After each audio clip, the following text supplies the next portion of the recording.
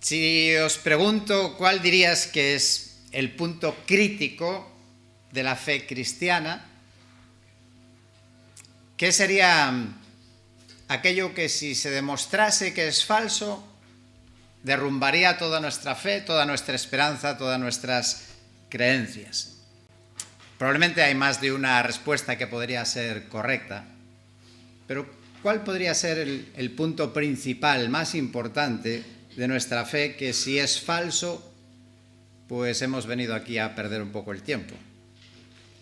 Bueno, supongo que algunos habréis pensado el tema de la resurrección de Cristo. Como sabéis, estamos en una serie de las doctrinas básicas de lo que creemos, y en la anterior ocasión hablamos acerca del estado de humillación de Jesucristo, el Hijo de Dios, cómo se humilló. Hay por lo menos 3 o 4 pasos. Se hizo hombre, no solamente se hizo hombre, se hizo siervo, y no solamente siervo, sino que murió como si fuera el peor de los criminales. En esta mañana vamos a continuar en esa canción del primer siglo que está en Filipenses capítulo 2, y leo los versículos del 9 al 11, porque hoy nos vamos a centrar en la exaltación de Cristo. Y en Filipenses 2, versículo 9, dice lo siguiente: por lo cual Dios también le exaltó hasta lo sumo, y le confirió el nombre que es sobre todo nombre, para que al nombre de Jesús se doble toda rodilla de los que están en el cielo y en la tierra y debajo de la tierra, y toda lengua confiese que Jesucristo es Señor, para gloria de Dios Padre. Los primeros cristianos cantaban esta canción en sus reuniones, celebrando la resurrección de Jesús. La resurrección fue un tema central en la predicación cristiana desde el primer siglo. Los primeros predicadores siempre hablaban de la resurrección de Cristo. El primero de ellos fue el apóstol Pedro.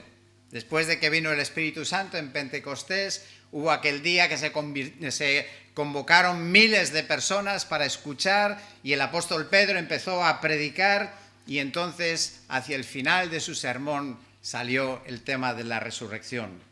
Lo dice en Hechos capítulo 2, versículo 23, y voy a saltar algún texto hasta el 32, donde Pedro cita una profecía de unos cerca de 1000 años antes, que el rey David ya había profetizado una resurrección. Noticia increíble. Profetizar que algún día va a llover es fácil acertar, pero profetizar la resurrección de alguien es bastante imposible. Dice así Hechos capítulo 2, versículo 23. A Jesús, entregado por el plan predeterminado y el previo conocimiento de Dios, clavasteis en una cruz por manos de impíos y le matasteis, a quien Dios resucitó, poniendo fin a la agonía de la muerte, puesto que no era posible que él quedara bajo el dominio de ella. Porque David, y salto al versículo 31, miró hacia el futuro y habló de la resurrección de Cristo, que no fue abandonado en el Hades, ni su carne sufrió corrupción. A este Jesús resucitó Dios, de lo cual nosotros, es decir, Pedro y los apóstoles, somos testigos. Pero no fue solo en el primer sermón, en el segundo sermón de Pedro y en el tercero también salió este mismo tema. De hecho, fueron detenidos por las autoridades, se les prohibió predicar, y Pedro y Juan y los apóstoles insistieron en la importancia del hecho de la resurrección de Jesucristo. Hay que estar un poco loco para que, si te amenazan y te prohíben, prediques algo, proclames algo en voz alta que no estés muy convencido, muy seguro de que es la verdad. Evidentemente ellos estaban totalmente convencidos. Otro gran predicador del primer siglo fue el apóstol Pablo, y él también, un hombre de una tremenda preparación humana, de conocimientos importantes religiosos también, de reconocimiento, de prestigio, y él, que primero persiguió a los cristianos precisamente porque predicaban la resurrección de Jesús, él llega luego a proclamarlo y a predicarlo como un eje central de la fe cristiana. Por citar un par de textos, uno está en Romanos 4:25, dice Pablo, el cual, Jesucristo, fue entregado por causa de nuestras transgresiones y resucitado para nuestra justificación. No hay nadie que puede ser justificado si Cristo no resucitó. Y el gran capítulo de la resurrección, que es 1 Corintios capítulo 15, nos presenta la resurrección de Cristo como algo fundamental de nuestra fe. No es una opción, no es una posibilidad, o es o no es.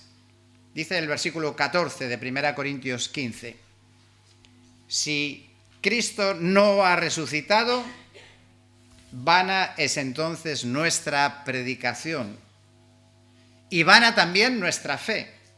Aún más, somos hallados testigos falsos de Dios, porque hemos testificado contra Dios que Él resucitó a Cristo, a quien no resucitó, si en verdad los muertos no resucitan.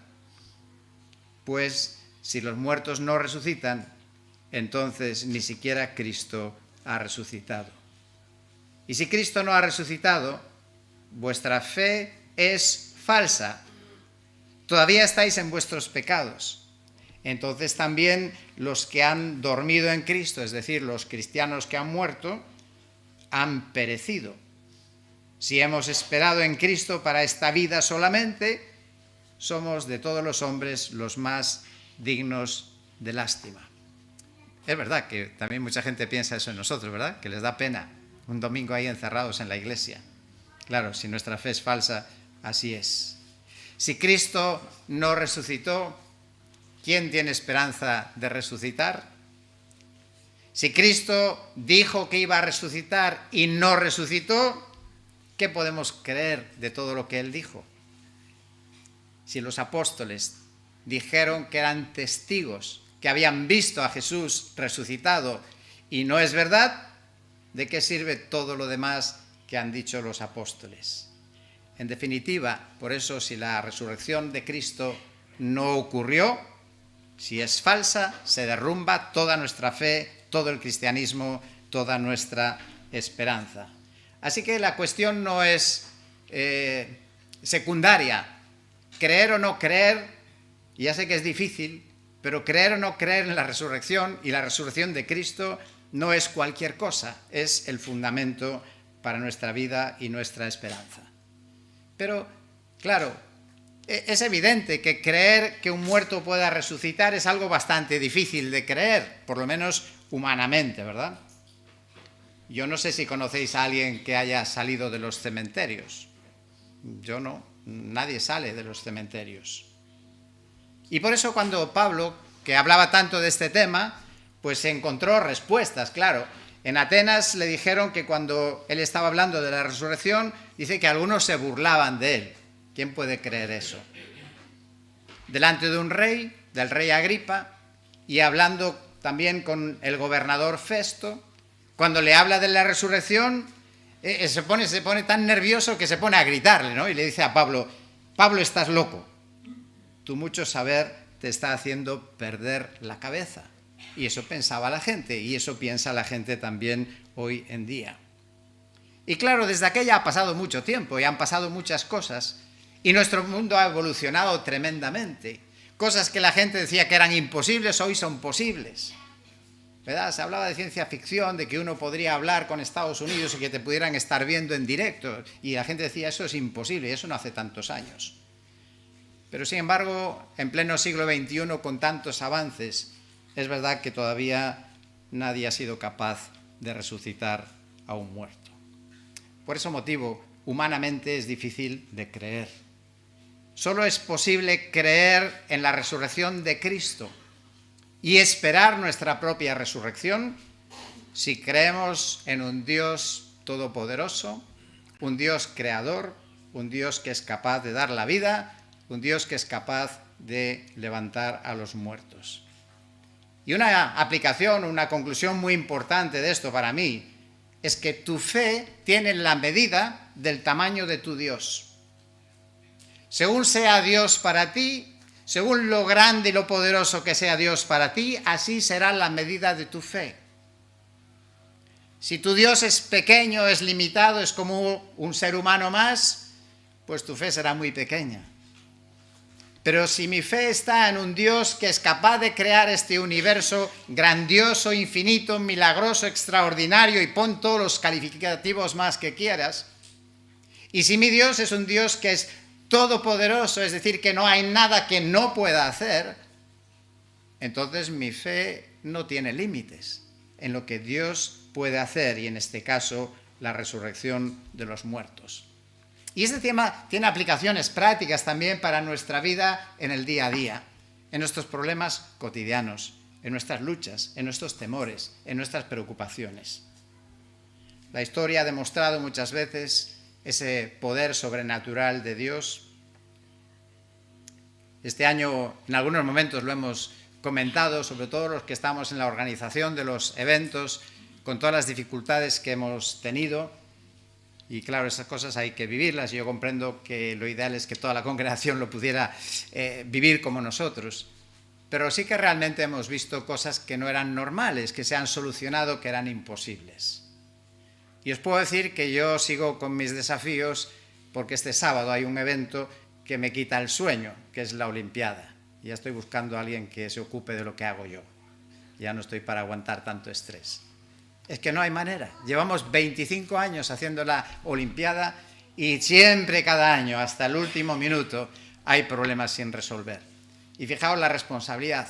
Hay más de 1000 personas involucradas que estarán en la Olimpiada. ¿Y qué pasaría si al final no se pudiera hacer? Hay dinero en juego, mucho dinero en juego también, porque nos cuesta caro la Olimpiada. Y cada año, si no es por un tema o es por otro, hasta el último minuto las cosas están ahí pendientes.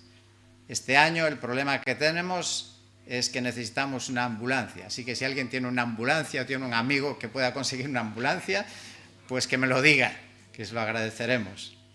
Pero yo confío. Y todos estos 25 años el Señor no ha fallado. Y lo han reconocido personas no creyentes con las que yo trato para arreglar los asuntos, y que me decían en algunas ocasiones que era imposible. Y tenían que reconocer, pues sí, cuando yo les decía, es que esto es un milagro, es que Dios al final resuelve las cosas. Así que será parte del desafío a nuestra fe, ¿no? y del testimonio cristiano, que tengamos que sufrir siempre hasta el último minuto. Pero yo confío. Dios es todopoderoso. Y eso está también bajo su control. Cuando una cosa que no conseguimos este año, que es la caseta en la Feria del Libro. A mí no me preocupaba nada conseguirla o no, en el sentido de que este año hay un motivo, y es que las obras de los cantones impiden celebrar la feria habitual y que estén todas las casetas. Entonces se va a celebrar en una parte, creo que de los cantones, o en Linares Rivas o por ahí, y muy limitado, con lo cual han decidido que entidades que no son gallegas no pueden participar, y nosotros pues tenemos que hacerlo con la Sociedad Bíblica, que es de Madrid. Pero aparte de eso, a mí no me preocupaba nada. Y esto incluso me alegraba, porque ¿sabéis cómo se decide si te conceden una caseta o no en la Feria de los Libros? Pues si cumples los requisitos, siempre hay más peticiones que lo que pueden conceder. ¿Y sabéis cómo se decide a quién se lo dan? Pues para mí el método mejor: a sorteo. Porque Dios controla las suertes. Si fuera por otros requisitos, la gente a lo mejor podría tener prejuicios o inclinarse por unas o por otras. Pero si es por suertes, estupendo. Bien, pues como digo, Dios, nuestro Dios es todopoderoso, y eso nos habla la resurrección del Señor Jesús. Ahora ya sé que si tú tienes un problema, una necesidad, una situación difícil, estarás pensando, sí, claro, es todopoderoso, pero yo le he pedido por este asunto y Dios no me lo ha resuelto. Es verdad. A veces a mí tampoco me resuelve algunas cosas que yo quisiera. Pero sigo confiando, porque Él no solamente es todopoderoso, es todo sabio también. Y Él sabe por qué es y los motivos cuando no nos concede aquello que nosotros deseamos. Dios es todopoderoso.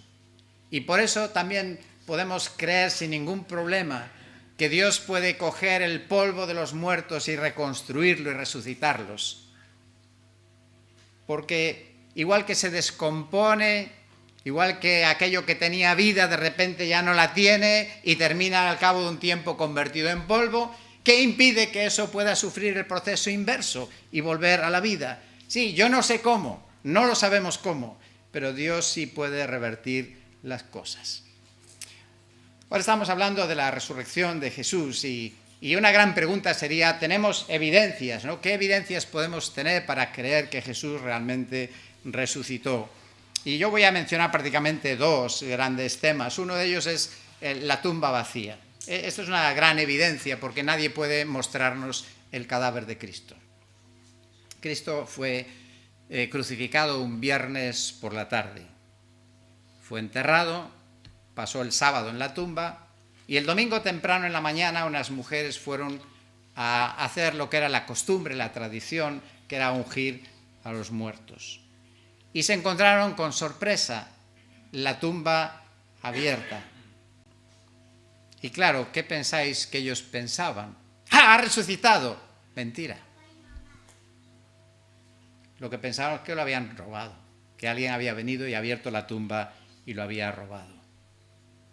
Y ya para prevenirles, intentando hacerles recordar que deberían de estar esperando la resurrección de Cristo, pues se encontraron con alguien joven, vestido de blanco en la tumba, y entonces él, como podía imaginar, les dice, no os asustéis, eso está en Marcos 16, versículo 6, buscáis a Jesús Nazareno, al crucificado, ha resucitado, no está aquí, mirad el lugar donde le pusieron.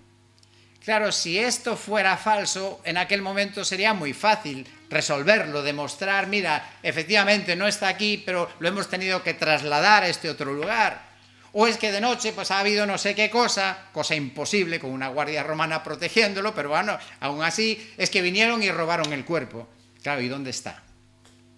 Ese fue el primer bulo del primer siglo, que empezó a circular ya, y los judíos pagaron a los soldados para que difundieran esa falsa noticia.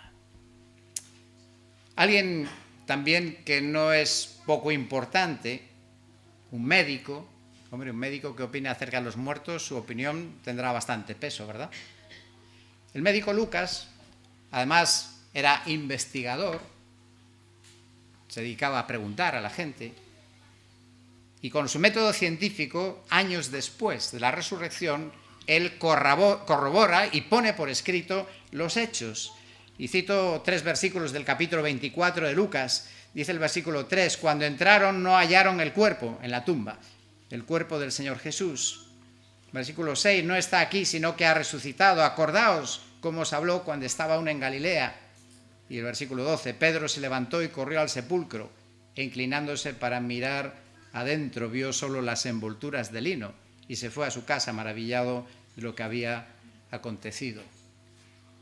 Pero no solamente tenemos esas referencias, lo importante incluso es que aquellos que dijeron, que fueron testigos, que vieron a Jesús resucitado, eran personas que no lo creían, que Jesús pudiera resucitar.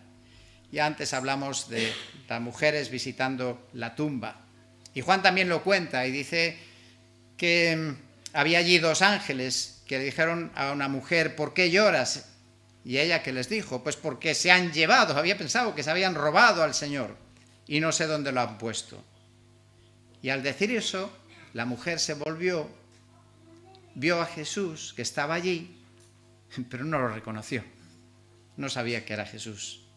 Entonces Jesús le habla y Jesús le dice, mujer, ¿por qué lloras? ¿A quién buscas? Y ella, obcecada en sus pensamientos de que era imposible que Jesús hubiera resucitado, le dice, Señor, pensando que era el hortelano, le dice, Señor, si tú sabes, si tú le has llevado, dime dónde lo has puesto y yo me lo llevo. Y entonces Jesús le habla y María reconoce la voz de Jesús. Otros 2 que tampoco creían que Jesús resucitaría, 2 de sus discípulos que habían convivido, ya al tercer día no había noticias, se marchan a su casa. Como conocéis la historia que cuenta Lucas en el capítulo 24, Jesús pues se acerca en el camino y camina y charla con ellos. Y eso que las mujeres le habían dicho, oye, que es que hemos oído que la tumba está vacía, y han ido y lo han comprobado que la tumba está vacía. Pero los discípulos ni caso, se fueron para casa. Y Jesús se acerca, y cuando al final se da a conocer y lo reconoce, pues ellos vuelven a Jerusalén, donde están los discípulos, los demás reunidos, comentando esta gran noticia de qué es lo que ha pasado. Y cuando están charlando y diciendo, ¿esto será verdad, no será verdad? ¿Esto dicen, no dicen? Jesús aparece en medio. ¿Y qué esperabais que iban a decir? ¡Ah, Jesús, estás aquí! ¿Es verdad que has resucitado? Pues no. Empezaron a tener miedo. Pensaron que veían un fantasma, que veían un espíritu. Y Jesús tuvo que mostrarle las manos, los pies, el costado y comer para demostrar que era él mismo. Otro de los famosos que no creía en la resurrección de Jesús y fue convencido porque realmente le vio, el famoso de si no lo veo no lo creo, Tomás. Días más tarde se apareció en la playa de nuevo a los discípulos y un tiempo después a más de 500 personas, dice 1 Corintios capítulo 15, y eso es fruto de la investigación del apóstol Pablo, porque Pablo no estaba allí, pero Pablo averiguó. Y Pablo entrevistó a muchos de esos 500. Algunos ya habían muerto porque ya habían pasado años. Y Pablo fue y se entrevistó con algunos que habían visto a Jesús resucitado en carne y hueso. Y entonces él escribe esta carta a los Corintios, hablando de que el Cristo resucitó. La resurrección de Cristo es la noticia, la mayor noticia quizá jamás contada. La noticia más extraordinaria en la historia. Y estamos aquí para celebrarlo. Somos inmortales, porque Cristo nos comunica también el poder de la resurrección. Y la resurrección nos confirma la esperanza extraordinaria de que un día volveremos a ver y a reunirnos con nuestros seres queridos que han partido con Cristo. ¿No es extraordinario hablar de la resurrección de Cristo y lo que eso significa para nuestra vida diaria y para nuestra esperanza para el futuro? Este era el primer punto en la exaltación de Jesús. Aquel que murió como un criminal, resucitó. En segundo lugar, y ya seré más breve, ¿qué es lo que pasa después? ¿Dónde está Jesús ahora? Si ha resucitado, ¿dónde está? Nos lo cuenta Hechos capítulo 1. Versículos del 9 al 11. Después de esas entrevistas con los discípulos, de charlar con ellos, los convocó un día en las afueras de Jerusalén y les dio los últimos consejos porque él sabía que se iba a marchar. Y dice, después de haberles dicho esas cosas, fue elevado mientras ellos miraban y una nube le recibió y le ocultó de sus ojos.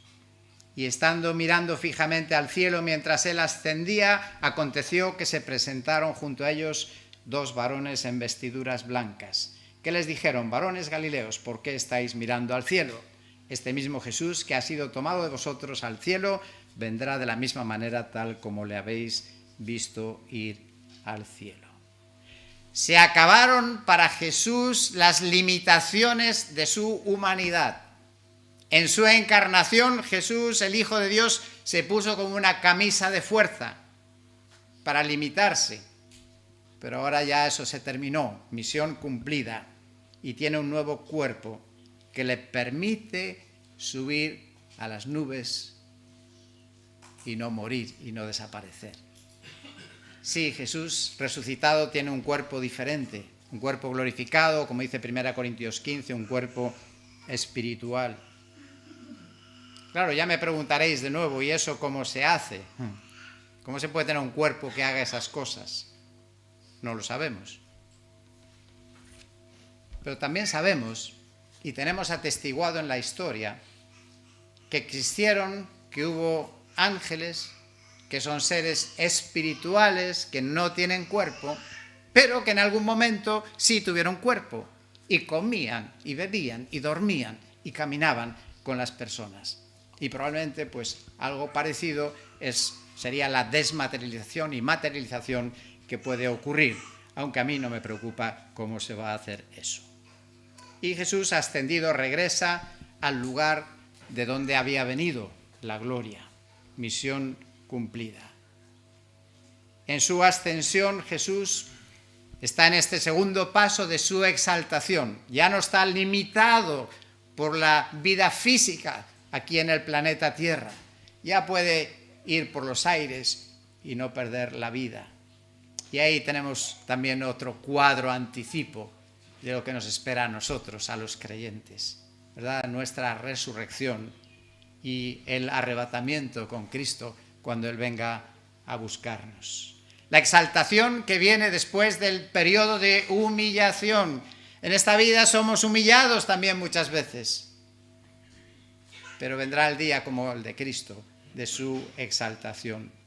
Y la Escritura repite, nos recuerde que no nos desesperemos, que el que se humilla será exaltado. Así que no busques exaltación en esta vida. Espera que en su tiempo Dios te exaltará y exhibirá tu justicia. Esta vida es un pequeño paréntesis en la eternidad.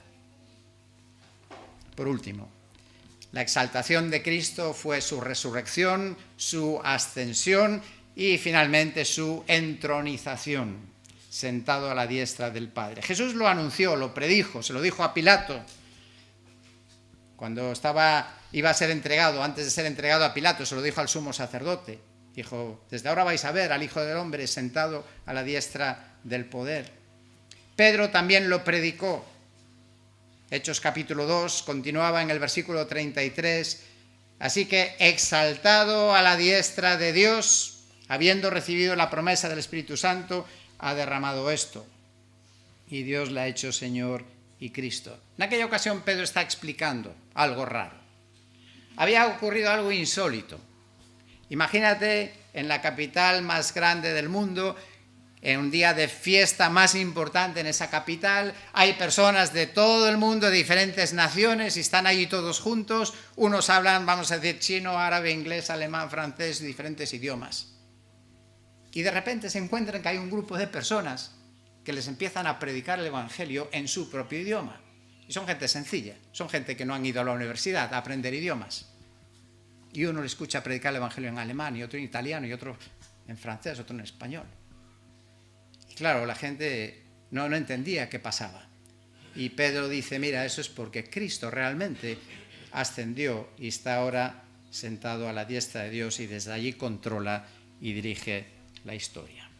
Claro, eso dio lugar a más de 3.000 convertidos. Pero no solo Pedro, Pablo también predica acerca de la exaltación de Cristo a la diestra del Padre. Y es un pasaje importante, Efesios capítulo 1, versículos del 20 al 23, donde dice que cuando le resucitó se sentó a su diestra, muy por encima de todo principado, autoridad, poder y dominio, y todo nombre que se nombra. Y sometió todo bajo sus pies, y Cristo lo llena todo en todos. Llegó el momento de descanso para Cristo sentado. Está a la diestra, es el lugar de autoridad, de poder, de control. Desde allí Dios y Cristo controla lo que ocurre en nuestro mundo, lo que ocurre en tu vida y en mi vida. Él está controlando lo que va a pasar el sábado, que yo no lo sé, pero Él tiene control y nada ocurre sin su permiso. Y dice Pablo que Cristo allí tiene un nombre que es sobre todo nombre. Jesucristo no es un nombre más de la historia. Es el nombre que está por encima de todos los nombres. No es un profeta más, es el profeta. No es un salvador más, es el salvador. Es el nombre sobre todo nombre. Y dice al final de ese pasaje que Cristo lo llena todo en todo. Y eso solo es posible porque Cristo ascendió. Mira, supongo que os gustaría, como a mí, en vez de estar escuchándome a mí, que estuviera Cristo aquí en persona, ¿verdad? Estaría la capilla a rebosar. Sí, querríamos tenerle aquí físicamente con nosotros, compartir con nosotros esta reunión. Pero claro, no estaría en Vigo, ni en Barcelona, ni en Madrid, ni en otros sitios si estuviera aquí. Pero ahora Cristo está en un lugar desde el cual se hace presente en todo lugar donde se reúne su iglesia y también donde está cada creyente. Cristo está conmigo. Pedro predica lo mismo, se sentó a la diestra de Dios. Juan también, todos los apóstoles que escribieron, predicaron acerca de Cristo está sentado en el trono y controla lo que ocurre en este mundo. Y por eso cantamos esperanzados, o hemos cantado, porque ya hace mucho que no lo escuchamos, si sufrimos aquí, reinaremos allí, porque Él nos hace partícipes de su victoria. Miramos a Cristo en esta mañana, porque Cristo nos precedió. Cristo nos mostró el camino, el proceso, lo que nosotros también vamos a participar de ello. Cristo nos muestra qué podemos esperar del futuro. Y ya el próximo tema, que tuve la tentación de saltarme lo confieso, fue una tentación, pero dije no, es un tema tan importante que aunque sea más que conocido, hay que recordarlo. El próximo tema tendrá que ver, y os dejo la pregunta para que penséis, ¿qué estará Cristo haciendo ahora? ¿A qué se dedica Cristo en el cielo? Pero la próxima ocasión lo descubriréis. Y ahora os invito a que celebremos su resurrección, que celebremos que Cristo ascendió, está en el trono, controla todo en nuestras vidas y todo lo que Él hace, lo hace bien. Y no hay nada imposible en nuestras vidas que Él no pueda cambiar.